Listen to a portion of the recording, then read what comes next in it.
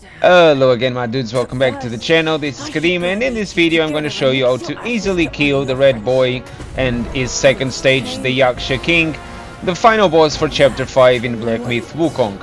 Now, the initial stage, in my opinion, it's actually a bit more complicated due to all the fire that is going on. If you bring the fire mantle, that just might be a better option than the needle.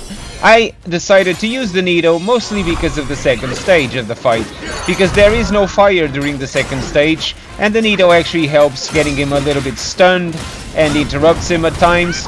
However, during the first stage, if you want to bring the fire mantle, it will probably give you a better time. However, I like to do the fight in the following manner. I immediately start dishing out everything I have on him, so he goes into the phase that is just flying and sending these explosions down. These are actually easy to dodge. I did fail to dodge some of them, but most of them I managed to escape from. Just be careful that if you use Cloud Step, or before you use Cloud Step, I would recommend you save the Cloud Step for this precise moment. In case of an emergency, you can always use Cloud Step just to get that extra dodge to safety so you can heal. The Immobilize works wonders against this guy, especially when he's in the middle of an attack. The perfect dodges here are great, but try not to stay in the fire. Because I am overconfident, I don't really care. But if he's giving you trouble, avoid the fire, move to a different location, make him walk around and chase you.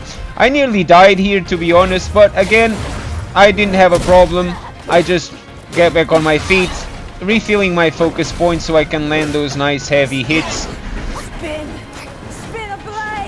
Trying to dodge as much as I can while doing some light attacks to fill my focus points so I can then land some heavy hits on him and cause the Thunder Bane, and he will now take extra damage.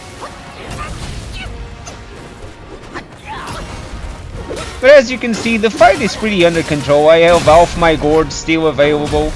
I'm managing to do a nice amount of damage with my hits. Absolutely under control. As you see, I have no problem staying in the fire because, again, I'm overconfident. And the first stage is over. I had more than half my gourd. I still had mana to use. No problems. Fight was under control.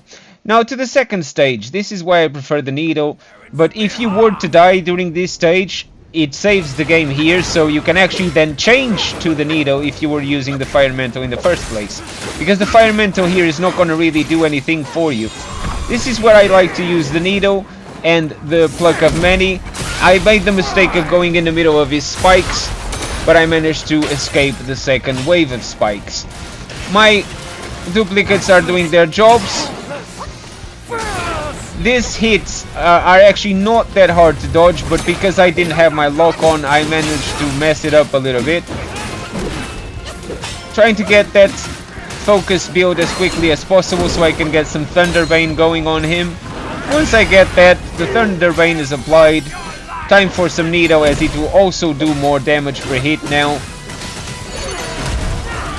I saved the spirit to interrupt him at that precise moment, and now I'm just dishing out damage. He's being absolutely destroyed here. He's going to initiate this combo sequence, which leads to a cutscene. So even if you don't really dodge all of them, the idea is that a cutscene follows here, which is fine. It doesn't really matter. It's just for the dialogue. As you can see, he's gonna let go. I'm gonna skip. But he barely did any damage with all of that, so no problems there. Managed to stun him and interrupt him, followed by an Immobilize to fill the rest of my focus, and then I finish him off with a heavy hit, and that's a GG. As you see, it's not a complicated fight if you know what you're doing, if you have the right build, so let's take a look at the build. I'm using the Golden Long Staff with a needle, Wandering Wit, Golden Greaves, Golden Arms, Golden Shirt, and Golden Mask. My Tiger Telly, Jade Moon Rabbit, and the Goldson Crow. The Supreme Gourd with Monkey Brew, and my preference of soaks. This is my radix distribution, and because I recorded this after the fight, I now have the new one, which I will use with the nimble body. Now for the sparks distribution, this is how I like to play the game. Thank you all so much for watching. Leave any questions in the comment section if you have any.